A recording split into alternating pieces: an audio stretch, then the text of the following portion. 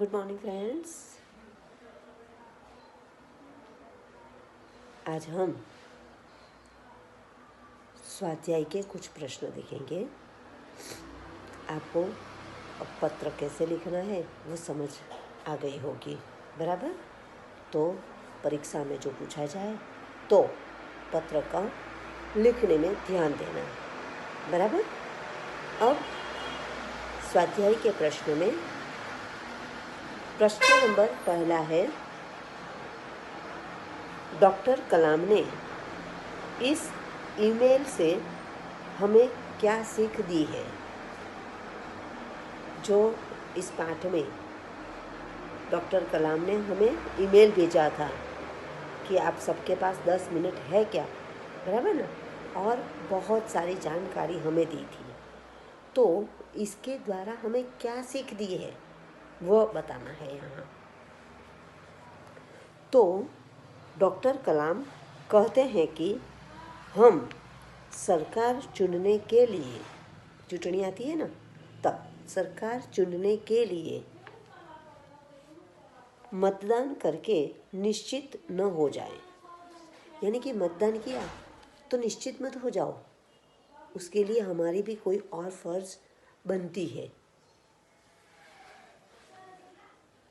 हम ऐसा ना सोचें कि अब हमारी सारी जिम्मेदारियां चुनी हुई सरकार उठाएगी।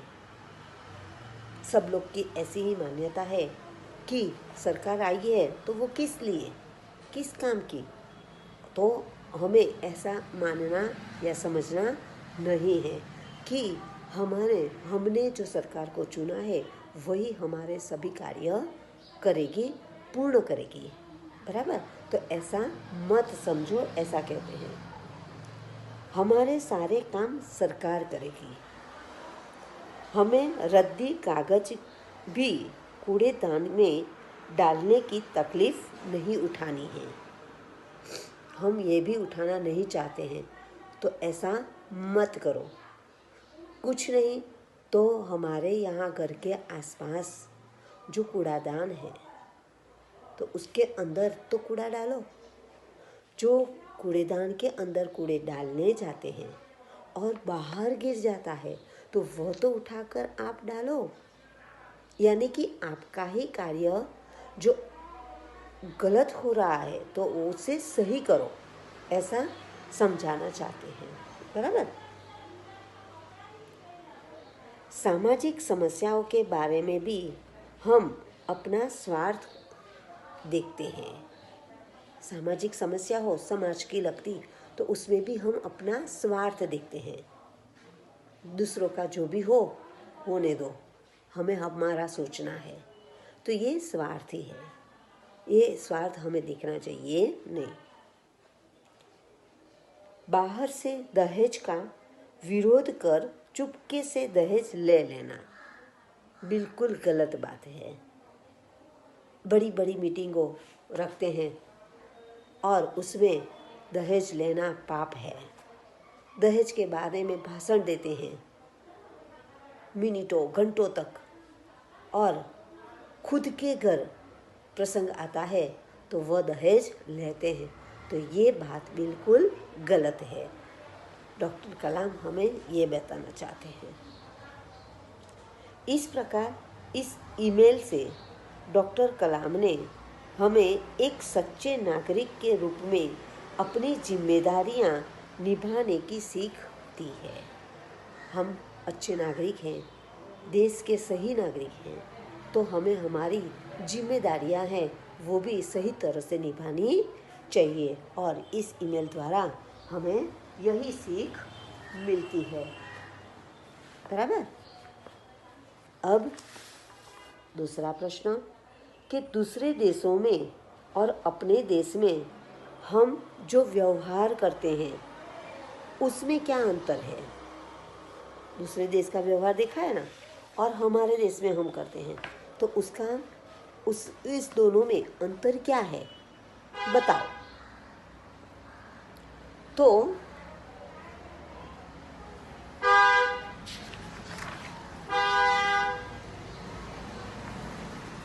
दूसरे देशों में जाकर हम वहाँ की व्यवस्था का आदर और पालन करते हैं। आदर भी करते हैं, हाँ ये सही बात है, ऐसा ही होना चाहिए। और पालन भी करते हैं, हाँ इन्होंने कहा है तो ये करना ही पड़ेगा, पालन करते हैं। जबकि अपनी व्यवस्था को नज़रअंदाज कर देते हैं, अनदेखा कर देते हैं, वहाँ के नियमों का पालन करते हैं। कूड़ा कचरा, सिगारेट व कागज़ के टुकड़े जहाँ वहाँ नहीं फेंकते और अपने देश में कागज़ के पुर्जे उछालते हैं। दड़ा बनाकर, गेंद बनाकर हम उछालते हैं, एक पस्ती बना दी और फेंक देते हैं, कहीं पर भी डाल देते हैं। जबकि दूसरे देशों में हम ऐसा करते नहीं हैं। तो ये हमारा दूसरा प्रश्न था। अब तीसरा प्रश्न क्या है कि दूसरे देशों में लोग स्वच्छता के प्रति कैसे जागरूक है। स्वच्छता के लिए जागरूक यानी अब जाग गए हैं, क्या समझते हैं वह बताना है। तो दूसरे देशों में लोग स्वच्छता को अधिक महत्व देते हैं। वे सड़कों पर थूकते नहीं हैं, कचरा नहीं फेंकते हैं।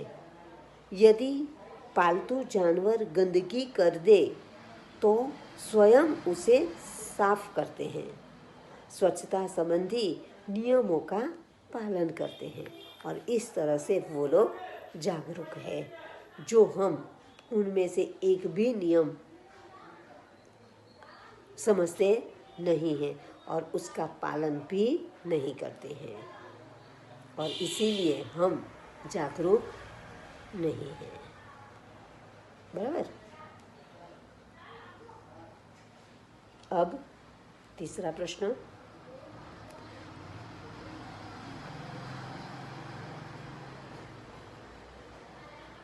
चौथा प्रश्न, हमारे देश की व्यवस्था को हम कैसे सुधार सकते हैं। क्या करें तो हमारे देश की व्यवस्था सुधर सकती है।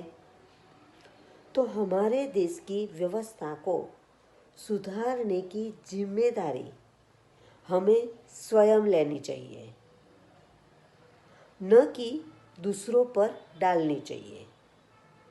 देश की अव्यवस्था से दूर न भागे,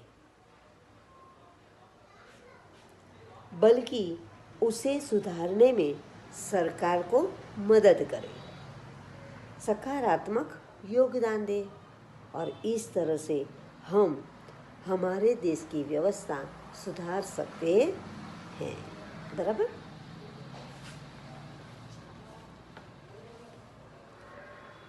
अब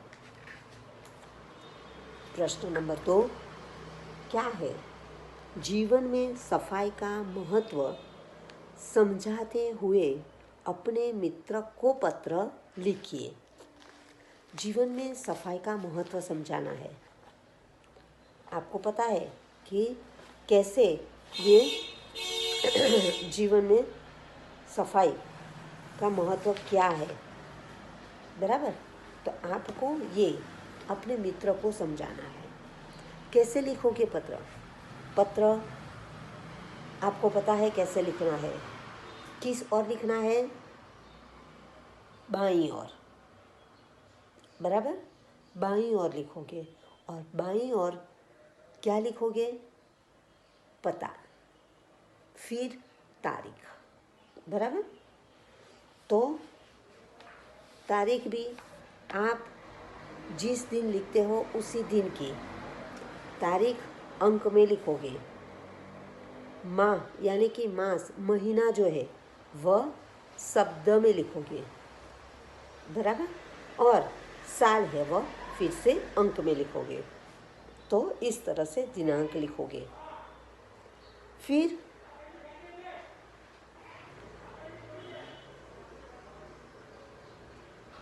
संबोधन लिखना है। क्या लिखोगे संबोधन में, आपको किसको लिखना है, तो मित्र को। तो प्रिय मित्र, प्रिय सखी उसका नाम लिखो और फिर उसके नीचे उसका सप्रेम नमस्कार, सादर नमस्कार, नमस्ते, ऐसा कुछ भी आप अभिवादन लिख सकते हो। बराबर।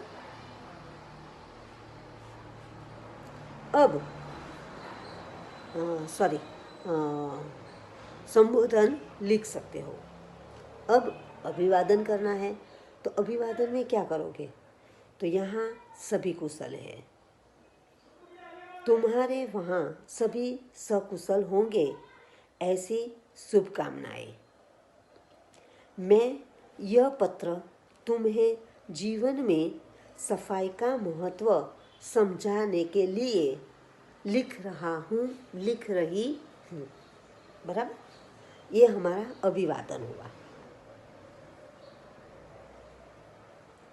अब उसके बाद क्या है? तो पत्र लिखने का कारण, क्या कारण है, आपने किस लिए लिखा? तो स्वच्छता एक अच्छी आदत है जिसे हर किसी को स्वस्थ जीवन में अपनाना चाहिए। हमारे प्रधानमंत्री नरेंद्र मोदी जी ने स्वच्छ भारत अभियान, स्वच्छ भारत अभियान, वह आप एक हरा अवतरण में लिखोगे। बराबर। इस तरह से स्वच्छ भारत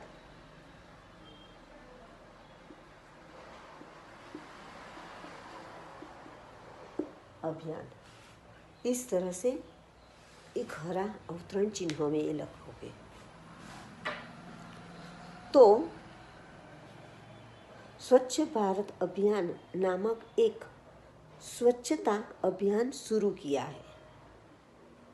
स्वच्छता की जिम्मेदारी केवल हमारे प्रधानमंत्री की जिम्मेदारी नहीं है, बल्कि इस धरती पर रहने वाले हर व्यक्ति की है। हम सभी को स्वस्थ जीवन के लिए इस अभियान कार्यक्रम का साथ देना चाहिए। बराबर। तो ये आपका कारण है, लिखने का कारण, पत्र लिखने का कारण। अब विषय वस्तु, इसकी विषय वस्तु क्या है? तो पूरे भारत में स्वच्छ भारत को बनाने के पीछे हर विद्यालय, कॉलेज, परिवार, समुदाय, कार्यालय, संगठन और देश स्तर पर सफाई शुरू की जानी चाहिए। सभी पर इस तरह से सफाई होनी चाहिए। जो इस तरह से सभी जगह होगा तो हमारा देश जल्दी इस कार्य को पूर्ण कर सकेगा। हमें अपने आप को घर, आसपास के क्षेत्रों, समाज, समुदाय, शहर, उद्यान और पर्यावरण को दैनिक साफ करने की ज़रूरत है। हर रोज साफ करना चाहिए। स्वच्छता है वहाँ प्रभुता है। कहावत है ना हमारी, स्वच्छता वहाँ प्रभुता। हम बदलेंगे तो घर और समाज बदलेगा। यानी कि शुरुआत हमसे करनी है। जो आज हमें पानी चाहिए पीने के लिए और हाथ से उठकर ही नहीं लेंगे, दूसरों से मांगेंगे तो दूसरे हमसे मांगेंगे, तो फ़र्क क्या हुआ? तो अच्छा है कि हम ही हाथ से पानी लेकर पी लो। वो पानी देंगे, हम पकड़ेंगे गिलास और फिर पानी पिएंगे। तो हम ही जाओ और जहाँ पर भी पानी है भर लो गिलास में, जितना चाहिए उतना पी लो। तो आप कुछ करोगे तो आपको देखकर कोई दूसरे करेंगे। बराबर। तो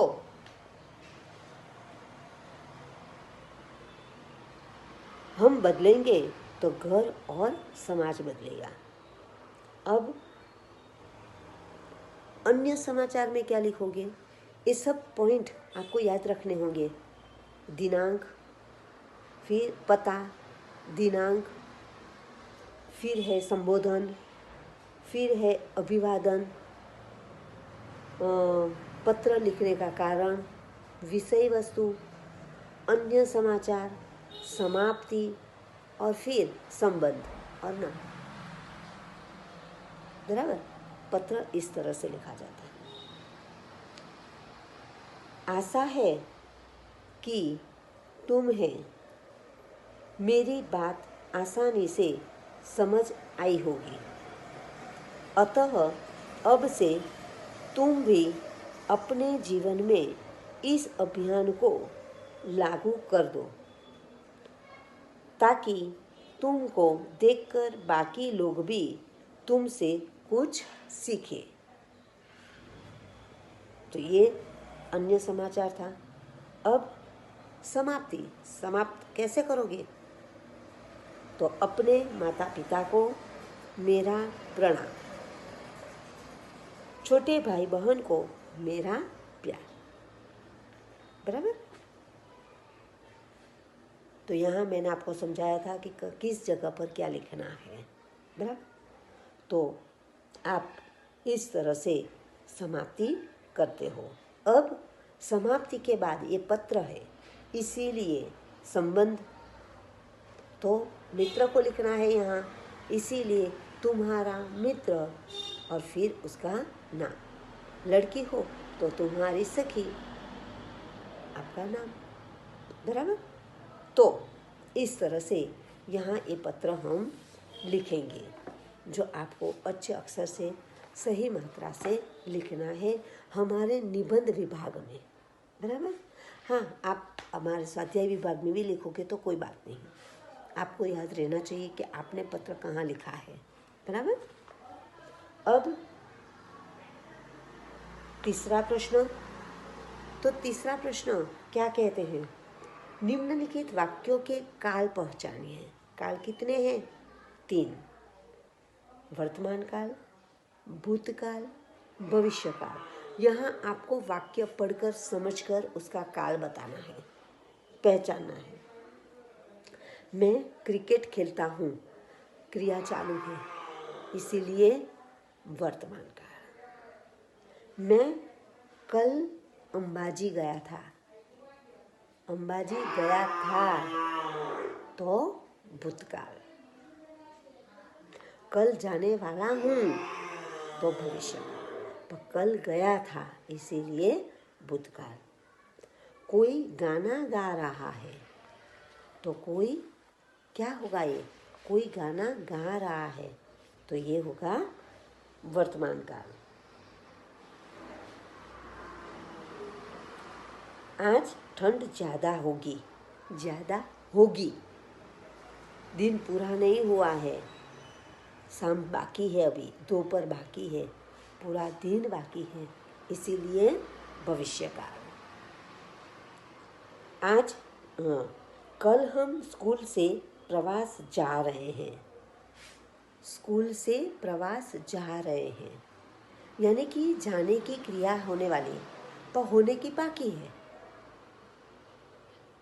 वह निश्चित, इसीलिए अपूर्ण वर्तमान काल। कैसा कहेंगे? अपूर्ण वर्तमान काल, यानी कि वर्तमान काल तो है पर पूरा वर्तमान काल नहीं और भविष्य काल भी नहीं। बराबर? इसीलिए अपूर्ण वर्तमान काल।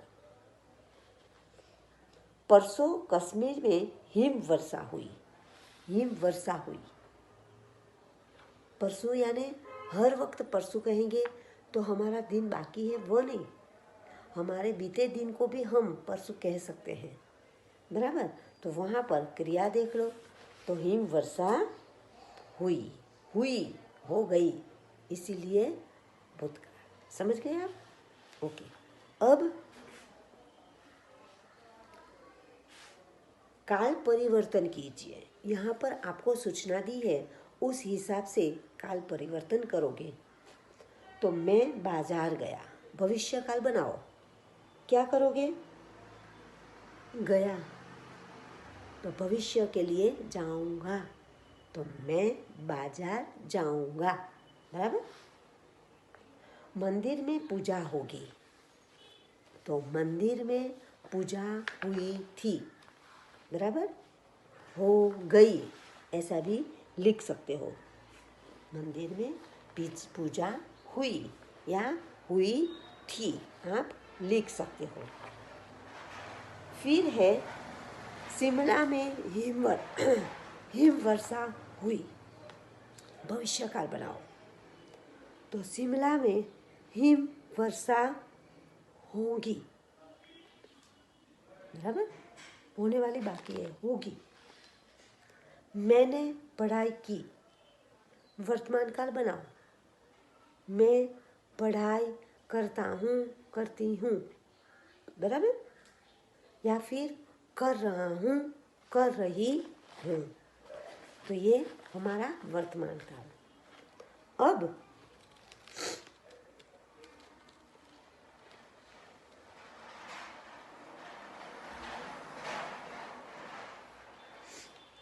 भाषा सज्जता। भाषा सज्जता में क्या कहते हैं? हमारा व्याकरण विभाग होता है। बराबर। तो पढ़िए और समझिए। एक म्यान में दो तलवार नहीं समा सकती, यानी कि एक वस्तु के दो समान अधिकारी नहीं हो सकते। यदि उसको समझाते हैं तो क्या है? तो यदि दो महत्वाकांक्षी लीडर एक पार्टी में रहेंगे तो सदा टकराव की स्थिति रहेगी, क्योंकि एक म्यान में दो तलवार नहीं रह सकती। म्यान एक ही है, तलवार एक जैसी दो है, तो दोनों साथ में थोड़ी रहेगी। उसका तो जगह होगी उतना ही होगा। बराबर। तो एक जैसे यानी कि समान एक जैसे होते नहीं हैं। एक वस्तु के दो समान भाग नहीं हो सकते। अब खोदा पहाड़, निकली चूहिया, यानी कि अधिक मेहनत, लाभ कम। पहाड़ खुदा, पहाड़ बहुत बड़ा होता है ना, और निकली चूहिया, छोटी छोटी चूहिया निकली, तो हमारी मेहनत हमने बहुत सारी की, पर इसके बदले में हमें जो फल मिलना था वह कम मिला। समझ गए?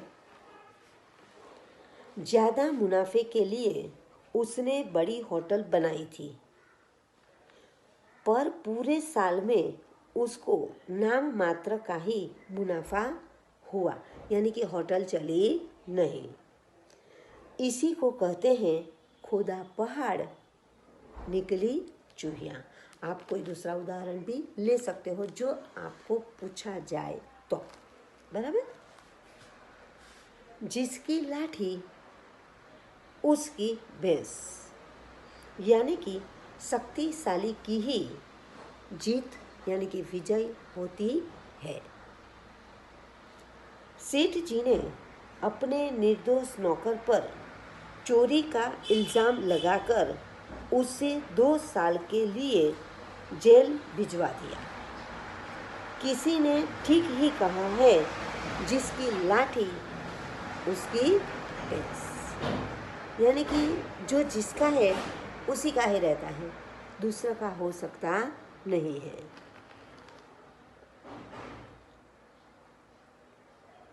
समझ गए आप? अब यहाँ हमें और कहावत दी है। सूचना क्या है? उपयुक्त अभ्यास के आधार पर निम्नलिखित कहावों के अर्थ देकर वाक्य में समझाइए। आपको यहाँ समझाना है वाक्य देकर।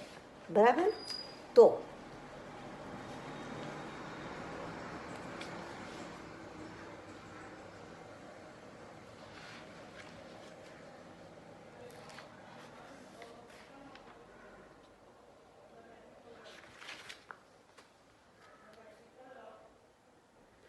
यहाँ पर क्या कहते हैं, तो कहना चाहते हैं कि जो कहावतें हैं उस कहावत को आपको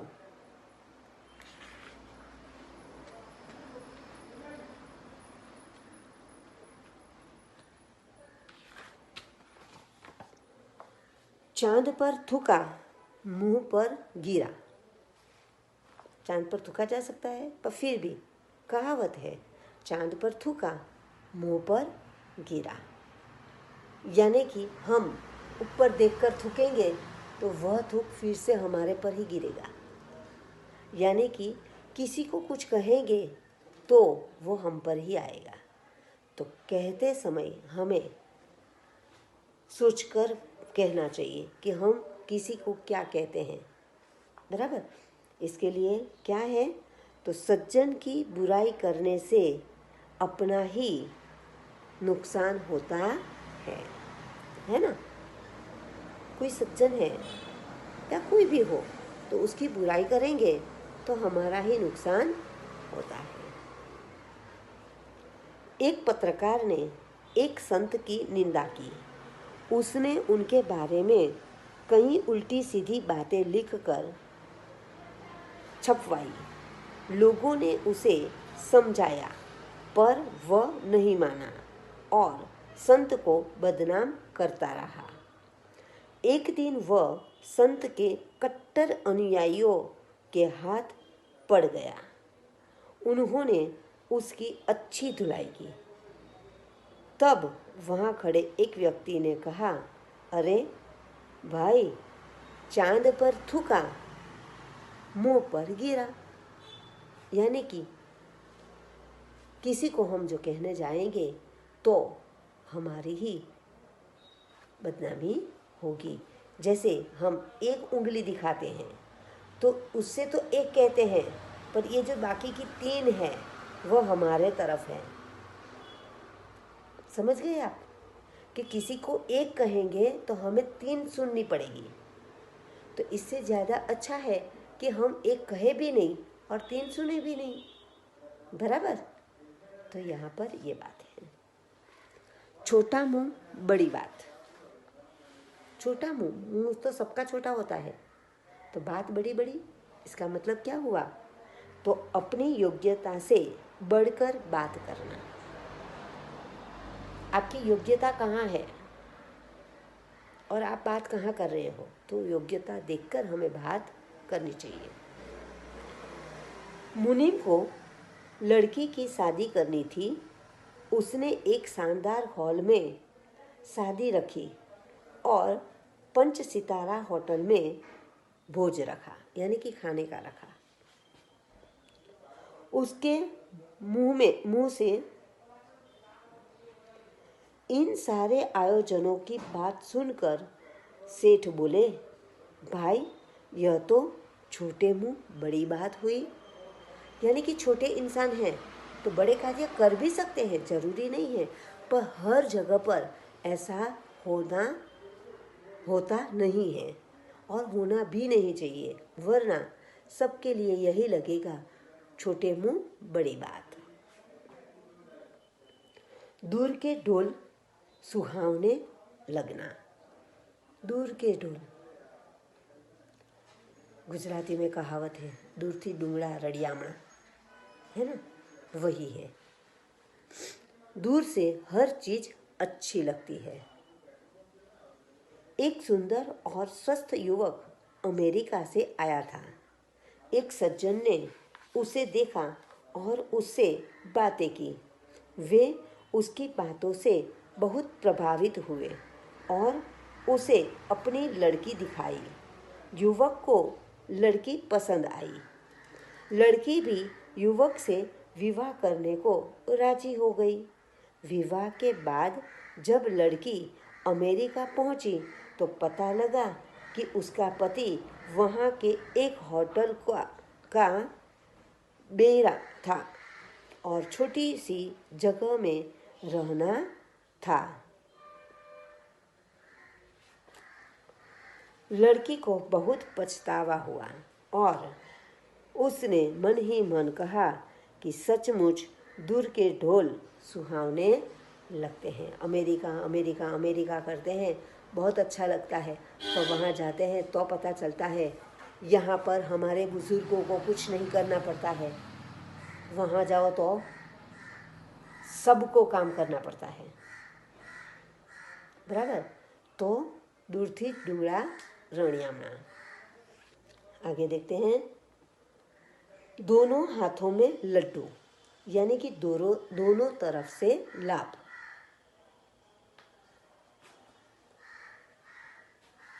बाबर के पास सिर्फ 12,000 सैनिक थे। उसे इब्राहिम लोदी के 1,00,000 सैनिकों से लड़ना था। बाबर के सैनिक घबरा रहे थे। उनकी लड़ने की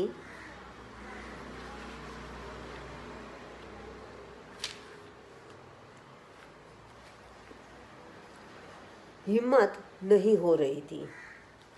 उनको हताश होते देखकर बाबर ने कहा, वीरों, हम युद्ध में जीतते हैं तो हमें विजय मिलेगी, और हारते हैं तो जन्नत मिलेगा। इस तरह हमारे दोनों हाथों में लड्डू है। प्रोत्साहन बढ़ाओगे तो वो जीत जाएगा, और उसको कुछ और कहोगे, उससे कोई प्रोत्साहन दोगे ही नहीं, तो वो जीतेंगे नहीं। तो दोनों हाथों में लड्डू। सांप भी मरे और लाठी भी न टूटे, यानी कि बिना हानि उठाए काम किया जाए। हानि नहीं होनी चाहिए और हमारा काम हो जाना चाहिए। तो एक बिल्डर को एक झोपड़पट्टी तुड़वाकर वहाँ अपनी इमारतें बनवाई थी। उसे पता था कि लोग किसी तरह वह जगह खाली नहीं करेंगे। उसने एक दिन रात के अंधेरे में वहाँ आग लगवा दी। कुछ ही देर में झोपड़े जल गए और लोगों ने जगह छोड़ दी। वह मन ही मन खुश हुआ। उसके एक साथी ने कहा, तुमने ऐसी तरकीब निकाली कि सांप भी मरे नहीं और लाठी भी न टूटे। तो अच्छी तरह से हम हमारा जो काम करवा लेते हैं, तब ये कहावत लागू होती है। आपको ये कहावत भी सिर्फ अर्थ लिखना है। आपको वाक्य लिखना पता चले, समझ आए तो आप लिख सकते हो, बराबर। तो यहाँ हम इस पाठ को पूर्ण करते हैं और आगे हम रिवीजन शुरू करेंगे। Okay, thank you.